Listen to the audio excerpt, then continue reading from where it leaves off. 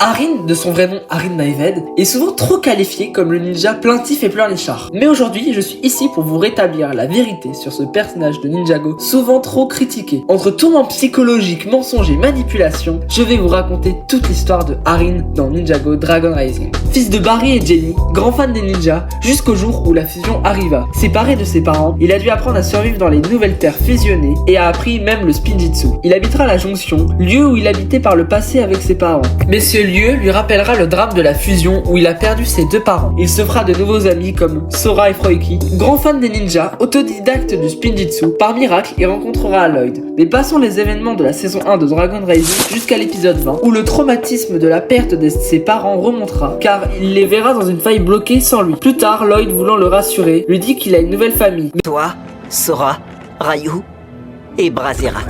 Et cette phrase sera déclencheur d'événements dans le futur. Durant la seconde saison de Dragon Rising, dans la grotte, il a vu sa plus grande peur, le rejet de ses parents. Car Arin, durant toutes ces années, n'a pas cherché à les retrouver et repensit aux paroles de Lloyd. Arin avait culpabilisé d'avoir voulu se trouver une nouvelle famille au lieu de ne pas chercher la sienne. Cette peur devient maladive jusqu'au point qu'il confonda Lloyd et Nya pour ses parents. Lors de son infiltration loupée à l'administration, il culpabilisa car c'était trop tard pour avoir des informations sur ses parents et qu'il aurait dû commencer plus tôt les recherches. Cette pensée agrandit sa peur et culpabilité. Lorsque Arin apprit la vérité sur Maître Wu, il fut déboussolé entre son objectif et ses rêves. Mais nous y reviendrons plus tard. Puis Raz le manipula et lui expliqua que Wu avait causé la fusion. Puis ses paroles ont été avouées par Maître Wu, le fait qu'il ait causé la fusion était donc véridique. Arin, désespéré et culpabilisant, décida de suivre une nouvelle voie aux côtés de Raz. Même avec Raz, Arin garda son code d'honneur de gentillesse. Il ne voulait pas être considéré comme un méchant. Cela nous montre la vraie nature de Arin. À la supposée mort de ses parents, parce que spoiler, ils ne sont pas morts, il croyait de plus en plus en Raz et de moins en moins en Ninja et Wu. Mais quand les 5 bannis étaient à 2 doigts de libérer le dragon du chaos, il réussissait à mettre son objectif de côté pour les bienfaits du monde. Et c'est là qu'il nous a sorti une des phrases décrivant le mieux le personnage. Le fait de vivre cette aventure avec les ninjas, c'est comme un rêve d'enfant qui se réalise. Je ne savais pas que les rêves pouvaient être aussi compliqués. C'est ma faute, mon ami. Quelle faute as-tu commise? Je t'ai laissé penser que les enseignements de race n'étaient pas mauvais. Aujourd'hui, je suis un ninja plus fort que je ne l'ai jamais été par le passé. Si tu crois que Raz peut t'apprendre à devenir un meilleur ninja que Lloyd, peut-être que tu ne comprends pas ce qu'est véritablement un ninja. Cette scène nous montre encore que Arin est en total doute. À la fin du combat contre Thunderfang, Sora décida de joindre Lord Raz et Arin. D'ailleurs, petite parenthèse pour dire que, honnêtement, quand Sora, elle était avec Raz, mais qu'est-ce qu'elle était casse-couille!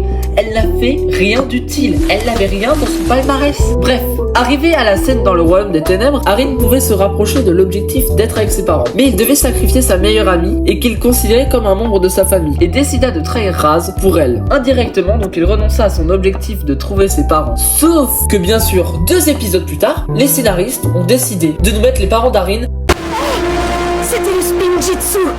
Vous êtes des ninjas. Une grande simplification scénaristique parce qu'honnêtement, on aurait dû pas nous les mettre si tôt les parents de Arin, mais plutôt à la fin de Dragon Rising comme l'un des objectifs finaux. Arin était redevenu à nouveau ce garçon joyeux fan des ninjas et nous avons vu la fin du premier acte de Arin dans l'histoire de Dragon Rising. Mais comment Arin va réagir sachant qu'il est bloqué dans un royaume inconnu sans ses parents? Car eh oui, je vous rappelle que le personnage d'Arin a suivi Lloyd dans les terres spectrales seulement pour libérer les personnes bloquées au royaume de Lee. Lloyd, j'ai enfin retrouvé mes parents. Mais il reste des tonnes d'autres personnes dans le royaume de Lee, qui sont les proches de quelqu'un. Je suis venu ici avec toi pour les libérer de l'emprise de Sceau de Tonnerre, pour que les familles comme la mienne soient réunies.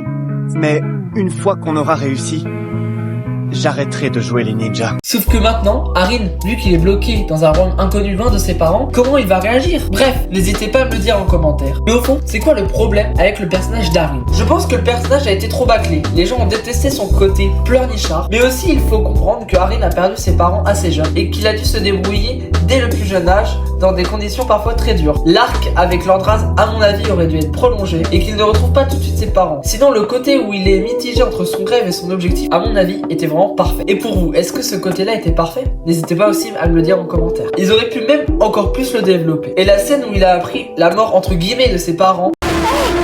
C'était le spinjitzu.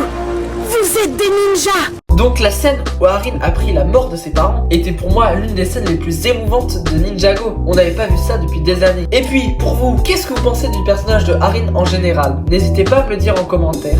Et n'hésite pas à partager cette vidéo à un hater de Harin pour lui prouver que c'est un des GOAT de Ninjago. Bref, c'était Zerkan80, à la prochaine, à plus.